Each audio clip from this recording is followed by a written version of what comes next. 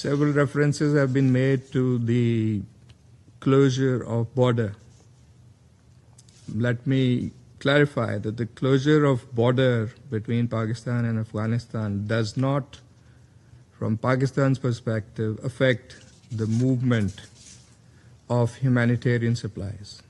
Pakistan has been processing and facilitating the passage of humanitarian goods and material. However, the Afghan Taliban regime refuses to let them pass and keeps the border closed on its side, even to receive such life-saving cargoes, and which obviously is to the detriment of the Afghan people.